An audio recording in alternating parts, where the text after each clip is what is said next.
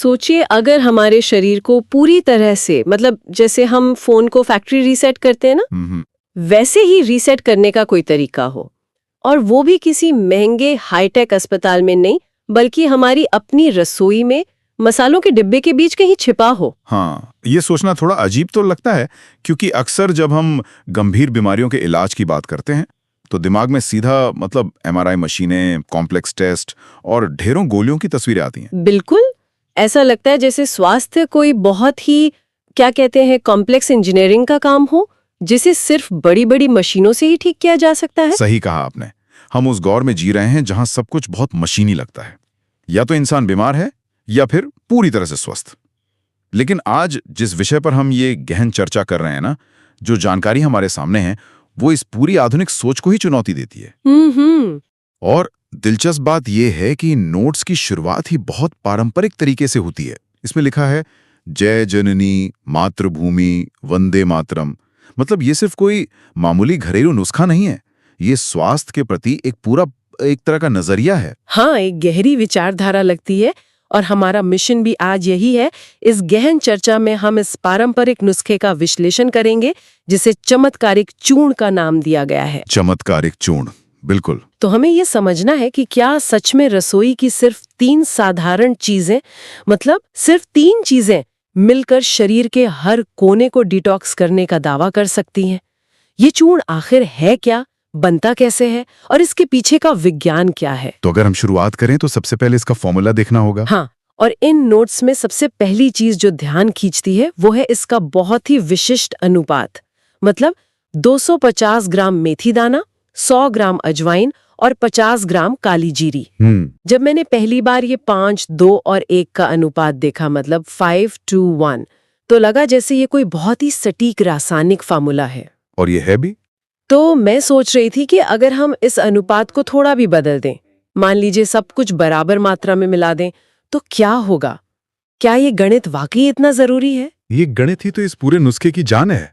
मतलब आयुर्वेद में जड़ी बूटियों के अनुपात का वही महत्व है जो आज के विज्ञान में किसी मॉलिक्यूलर स्ट्रक्चर का होता है। अच्छा। हाँ, अगर हम इसे थोड़ा गहराई से समझें तो जो 250 ग्राम मेथी दाना है वो इस चूर्ण का आधार है, उसका बेस है। मेथी में ना घुलनशील फाइबर यानी सॉल्युबल फाइबर बहुत ज्यादा होता है। हाँ हाँ।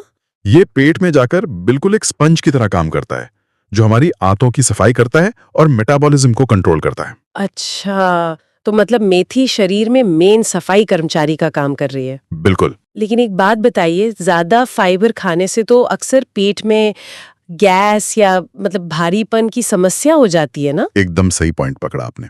और बस यहीं पर अजवाइन का रोल आता है।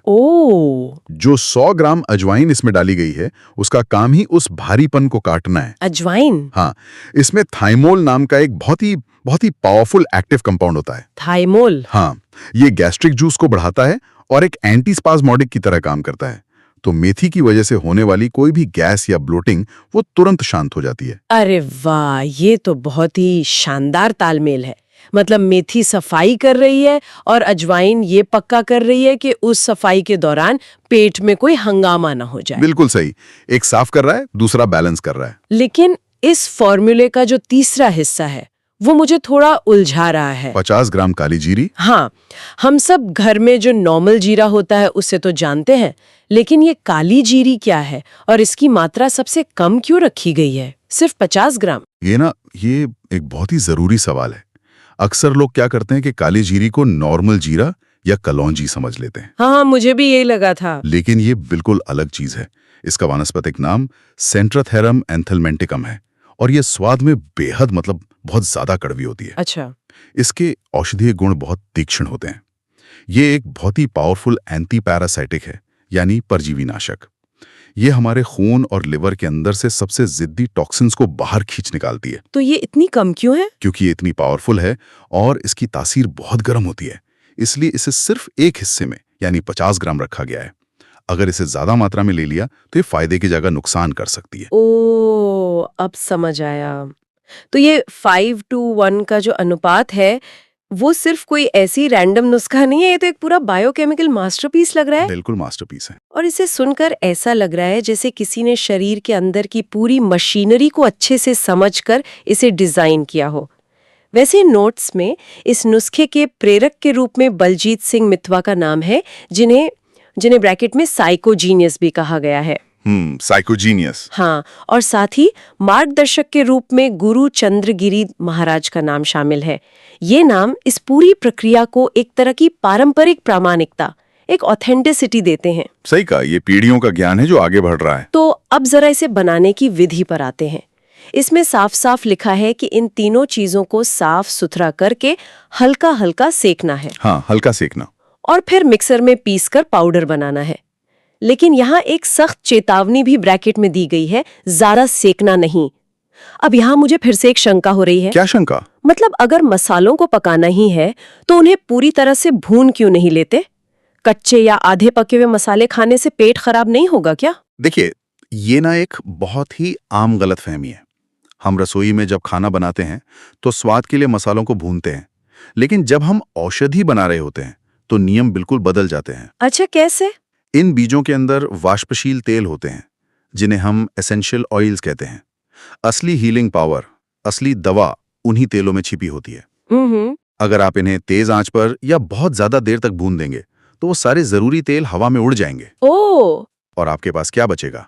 सिर्फ एक राख या ऐसा पाउडर जिसमें कोई औषधीय गुण ही नहीं है। मतलब असली दवा तो वो तेल ही है। जी हाँ, यहाँ हल्का सेकने का सिर्फ एक ही मकसद है कि इन बीजों के अंदर जो नमी है, जो मॉइस्चर है, वो खत्म हो जाए। अच्छा, ताकि वो पिस सके। बिल्कुल। नमी हटने से एक तो इनमें फफूंद लगने का खतरा नहीं रहता, और दूसरा ये मिक्सर में आसानी से पिसकर एकदम बारीक पाउडर बन जाते हैं। लेकिन उनका जो असली गुण है वो पूरी तरह से सुरक्षित रहता है। समझ गई। और नोट्स में ये भी लिखा है कि इसे एक अच्छे पैक डिब्बे या शीशी में रखना है। हाँ, वो भी इसीलिए ताकि हवा लगने से इसका तेल उड़ ना जाए। चलिए, तो हमारा ये जादुई रसायन तैयार हो गया और शीशी में पैक भी हो गया। अब इसका सेवन कैसे करना है, ये शायद सबसे दिलचस्प हिस्सा है। हाँ, इसके नियम काफी सख्त हैं। बिल्कुल। इसमें लिखा है कि इसे सिर्फ रात को सोते समय लेना है। 1 चम्मच पाउडर, 1 ग्लास पूरे गुनगुने, जिसे यहाँ कुनकुना पानी लिखा है, उसके साथ लेना है। गर्म पानी के साथ लेना अत्यंत आवश्यक बताया गया है। लेकिन जो नियम इसके साथ जुड़ा है ना, वो बहुत कड़ा है। लिखा है कि इसे लेने के बाद कुछ भी खाना या पीना पूरी तरह से मना है। एकदम सख्त मनाही है। जब मैं इस नियम के बारे में सोच रही थी तो मुझे ना वो होटल के कमरे के बाहर लटकने वाले डू नॉट डिस्टर्ब बोर्ड की याद आ गई। Do not disturb? हाँ, मतलब जैसे हम रात को बाहर बोर्ड लगा देते हैं कि हमें कोई डिस्टर्ब ना करे, ताकि जो क्लीनिंग स्टाफ है वो आराम से बिना किसी रुकावट के पूरे कमरे की डीप क्लीनिंग कर सके। अरे वाह, ये डू नॉट डिस्टर्ब वाली तुलना तो बहुत ही सटीक है ना? मैं बताता हूँ क्यों। देखिए, हमारे शरीर का जो पाचन तंत्र है, जो डाइजेशन है, वो बहुत ज्यादा ऊर्जा मांगता है। मतलब जब हम कुछ भी खाना खाते हैं तो शरीर की लगभग 70 से 80% ऊर्जा सिर्फ उस खाने को तोड़ने और पचाने में लग जाती है। तो अगर हम चूर्ण लेने के बाद कुछ खा लें तो वो जो हमारी सफाई वाला स्टाफ है वो अपना काम छोड़कर वो फिर से पाचन में लग जाएगा। बिल्कुल। रात का समय वैसे भी शरीर की मरम्मत का, यानी सेल्यूलर रिपेयर का समय होता है। जब आप गुनगुने पानी के साथ ये चमत्कारिक चूर्ण लेते हैं और फिर पेट को पूरी तरह आराम देते हैं, कुछ नहीं खाते, तो शरीर की जो ऊर्जा है वो डाइजेशन से हटकर हीलिंग पर, यानी मरम्मत और सफाई पर केंद्रित हो जाती है। मतलब वो चूर्ण अपना काम शुरू कर देता है। हाँ, ये चूर्ण सीधे आंतों और रक्त में जाता है और शरीर के कोने कोने में जो भी गंदगी या कचरा जमा पड़ा है उसे मल और पेशाब के जरिए बाहर निकालने के काम में जुट जाता है। लेकिन यहाँ एक बात है जो मुझे सच में थोड़ी खटक रही है। क्या बात? ये जो सफाई की प्रक्रिया है ये छोटी नहीं है। नोट्स में दावा किया गया है कि इसका पूरा फायदा महसूस करने में 80 से 90 दिन लगेंगे। हाँ, 3 महीने लगभग। लिखा है कि जब फालतू चर्बी गलेगी, नया शुद्ध खून का संचार होगा, तब असर दिखेगा। अब आप ही सोचिए, आज के समय में जहां लोगों को 10 मिनट में ग्रोसरी की डिलीवरी चाहिए, हाँ, इंस्टेंट जमाना है, और सिरदर्द के लिए 5 मिनट में असर करने वाली गोली चाहिए, वहां 90 दिन, क्या ये बहुत लंबा समय नहीं है? लोगों को लग सकता है लंबा। मुझे तो लगता है। क्या सच में शरीर को इतना वक्त चाहिए, या ये सिर्फ मतलब एक बहाना है कि अगर नुस्खा काम ना करे तो कह दो, अरे आपने पूरे 90 दिन तो लिया ही नहीं। देखिए, आपकी ये शंका बिल्कुल जायज है, खासकर आज के इस इंस्टेंट रिलीफ वाले माइंडसेट में। हम सब चाहते हैं कि सालों की खराब लाइफस्टाइल का असर वो बस रातों रात एक चूर्ण से खत्म हो जाए। वही तो। लेकिन शरीर की अपनी एक बायोलॉजिकल घड़ी होती है, वो हमारे हिसाब से नहीं चलती। और आधुनिक विज्ञान भी इस 90 दिन के चक्र का पूरा समर्थन करता है। सच में? कैसे? उदाहरण के लिए, हमारे शरीर में जो लाल रक्त कोशिकाएं होती हैं, रेड ब्लड सेल्स, उनका जीवन काल ही लगभग 120 दिनों का होता है। अच्छा, यानी जो खून आज मेरी नसों में दौड़ रहा है उसे पूरी तरह से नया रूप लेने में, मतलब रिप्लेस होने में 3 से 4 महीने लगेंगे। एकदम सही। शरीर की हर एक कोशिका के पुनर्निर्माण यानी टिश्यू रीजनरेशन और मेटाबॉलिज्म के एक नए स्वस्थ चक्र को सेट होने में कम से कम 3 महीने का समय लगता ही है। तो ये कोई मैजिक ट्रिक नहीं है। बिल्कुल नहीं। ये चूर्ण किसी पेन किलर की तरह सिर्फ दर्द को सुन नहीं कर रहा है, ये जड़ से सफाई कर रहा है। और इतनी गहरी जड़ों को बदलने में, फालतू चर्बी को गलाने में और नई कोशिकाओं को बनाने में जो 80-90 दिन का समय बताया गया है, वो प्राकृतिक और वैज्ञानिक दोनों नजरों से एकदम परफेक्ट है। तो चलिए मान लेते हैं कि किसी ने पूरी निष्ठा के साथ बिना कोई नागा किए 90 दिनों तक इस डू नॉट डिस्टर्ब वाली सफाई का पालन किया। हाँ, इसके बाद जो परिणामों के जो फायदों की सूची दी गई है वो तो सच में हैरान करने वाली है। इसमें पूरे 18 बड़े फायदे गिनाए गए हैं। 18 फायदे। हाँ, लिस्ट काफी लंबी है। और इसमें लिखा है कि गठिया जैसे जिद्दी रोग दूर हो जाएंगे, हड्डियां मजबूत होंगी और शरीर में खून दौड़ने लगेगा। एक जगह तो यहाँ तक लिखा है कि थकान बिल्कुल नहीं रहेगी और इंसान घोड़े की तरह दौड़ने लगेगा। देखिए, गठिया या जॉइंट पेन जो होता है ना, वो अक्सर शरीर में यूरिक एसिड या दूसरा विषाक्त पदार्थों के जमा होने का नतीजा होता है। तो अगर 90 दिनों तक शरीर से ये सारा कचरा बाहर निकल जाए तो जोड़ों की सूजन कम होना और हड्डियों का मजबूत होना ये बहुत ही स्वाभाविक सी बात है। ठीक है, जोड़ों का दर्द और थकान दूर होना तो समझ आता है, लेकिन आगे के दावे देखिए। हाँ, बताइए। इसमें सौंदर्य और उम्र से जुड़े दावे भी हैं। लिखा है कि चमड़ी की झुर्रियां अपने आप दूर हो जाएंगी, बालों का विकास होगा और एक दावा तो ये भी है कि स्त्री का शरीर शादी के बाद बेदोल की जगह सुंदर बनेगा। और बात सिर्फ यहीं खत्म नहीं होती। अंदरूनी बीमारियों में लिखा है पुरानी कब्जियत से हमेशा के लिए मुक्ति, कफ से मुक्ति, हृदय की कार्य क्षमता बढ़ेगी, स्मरण शक्ति बढ़ेगी। हाँ, ये सब सिस्टम से जुड़े हैं। और तो और दांत मजबूत बनेंगे, एनामल जीवित रहेगा, कान का बहरापन दूर होगा और नपुंसकता दूर होगी। और 13वें पॉइंट में लिखा है कि भूतकाल में ली गई एलोपैथी दवाओं के साइड इफेक्ट से भी मुक्त होंगे। लिस्ट तो वाकई बहुत विस्तृत है। मैं पूरी ईमानदारी से कहूंगी, जब मैंने एक साथ ही 18 दावे पढ़े ना, तो मुझे थोड़ी देर के लिए लगा जैसे मैं रात के 2 बजे टीवी पर कोई टेली शॉपिंग का विज्ञापन देख रही हूँ। टेली शॉपिंग विज्ञापन? हाँ, आप जानते हैं ना वो विज्ञापन जो दावा करते हैं ये एक जादुई लिक्विड आपकी कार भी चमकाएगा, फर्श भी धोएगा और शायद आपके लिए चाय भी बना देगा। बिल्कुल बिल्कुल। मतलब एक ही चूरन से कान का बहरापन भी ठीक हो रहा है, बाल भी उग रहे हैं, दांतों का एनामल भी बच रहा है और इंसान घोड़े की तरह भी दौड़ रहा है। ये थोड़ा ज्यादा बढ़ा चढ़ा कर किया गया दावा नहीं लगता? एक ही चीज सिर से लेकर पैर तक हर अंग पर कैसे काम कर सकती है? आपका ये सोचना बिल्कुल जायज है और ज्यादातर लोग ऐसा ही सोचते हैं। तो ऐसा क्यों है? क्योंकि जब हम एलोपैथी की नजर से या आज के मेडिकल सिस्टम की नजर से देखते हैं तो हर अंग के लिए एक अलग विशेषज्ञ होता है। हाँ, आंख के लिए अलग डॉक्टर, पेट के लिए अलग। बिल्कुल, पेट के लिए अलग, त्वचा के लिए अलग डॉक्टर। इसलिए जब कोई कहता है कि एक ही चीज से हर अंग ठीक हो जाएगा तो वो किसी जादू या झूठे दावे जैसे ही लगता है। तो फिर ये सब मुमकिन कैसे है? इसे समझने के लिए हमें उस क्लीनिंग वाले या कह लें सिटी पाइपलाइन वाले रूपक को थोड़ा और समझना होगा। इसे आप एक डोमिनो इफेक्ट की तरह समझिए। अच्छा, वो कैसे काम करता है यहाँ? कल्पना कीजिए कि एक बहुत पुराने शहर में पानी की पाइपलाइन बिछी हुई है, लेकिन अंदर से उसमें जंग लग गई है, ब्लॉकेज आ गया है। इस जंग की वजह से क्या हो रहा है, किसी घर में पानी गंदा आ रहा है, कहीं प्रेशर कम है और कहीं तो पानी पहुंच ही नहीं रहा। ठीक है।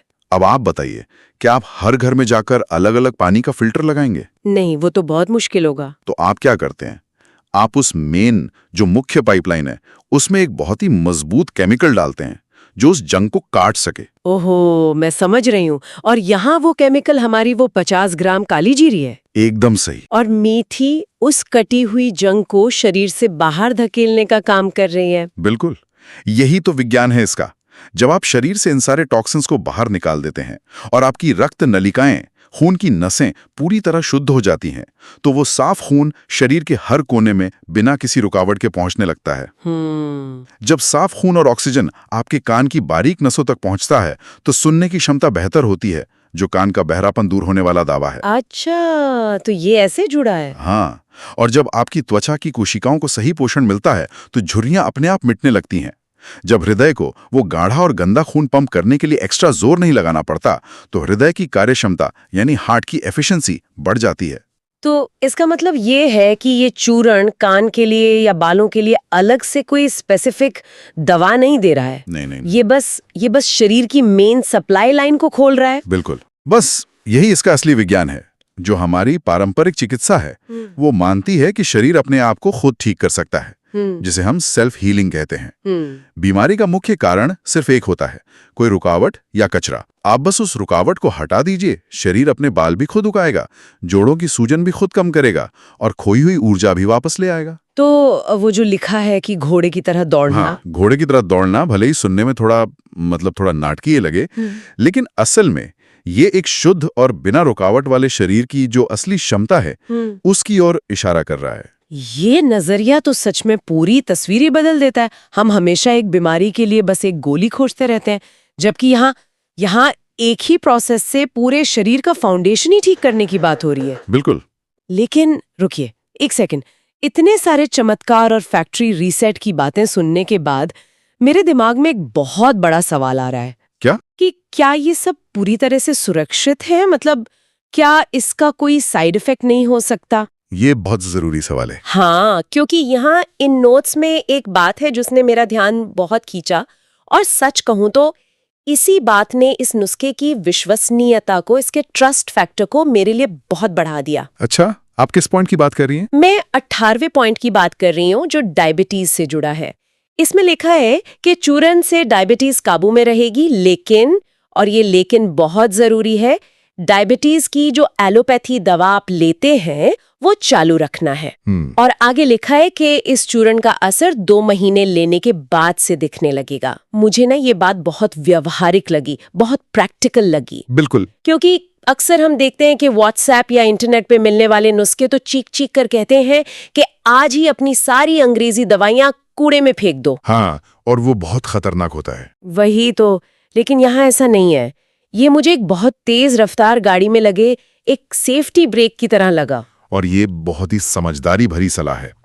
ये चीज साफ दिखाती है कि ये नुस्खा या इसे लिखने वाले कोई अंधविश्वास नहीं फैला रहे हैं। देखिए, डायबिटीज कोई मामूली सिरदर्द तो है नहीं, ये क्रोनिक मेटाबॉलिक डिसऑर्डर है।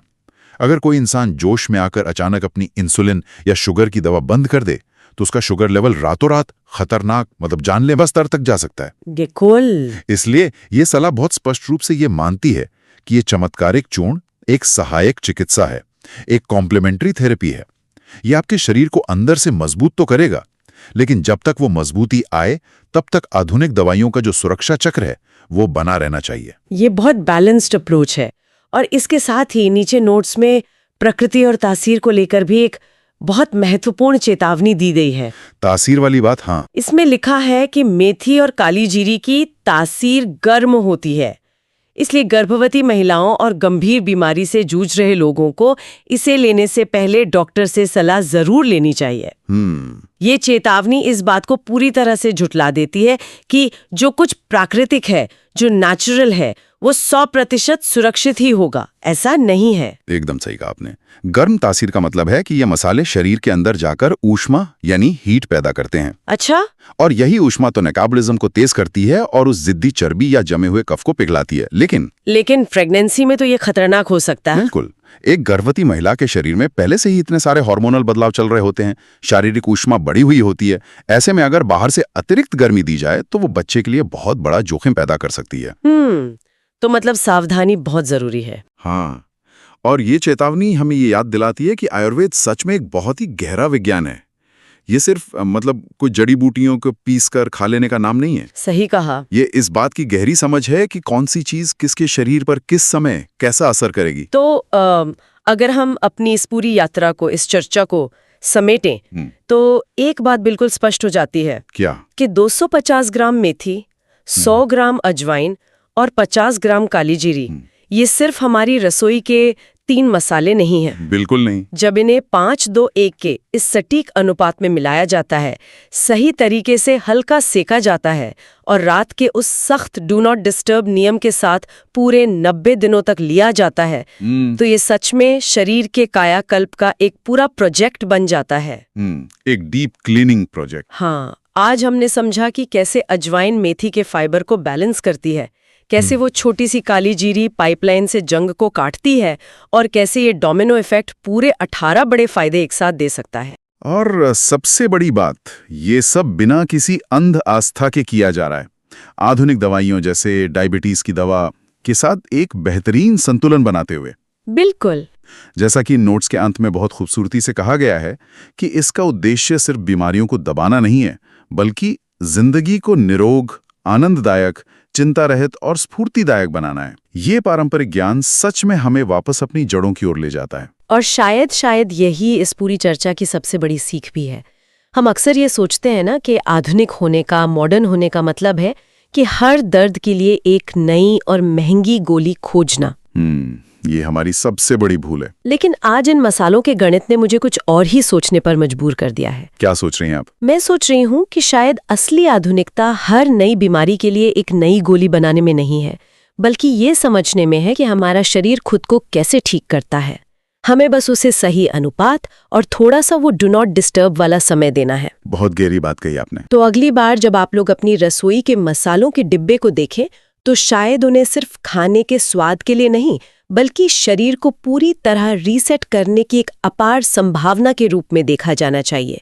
कौन जानता है कि भविष्य की सबसे उन्नत मेडिसिन हमारी अपनी रसोई में ही कहीं छिपी हो। बिल्कुल, ये सोचने वाली बात है। इसी विचार के साथ हम आज की इस गहन चर्चा को यहीं विराम देते हैं।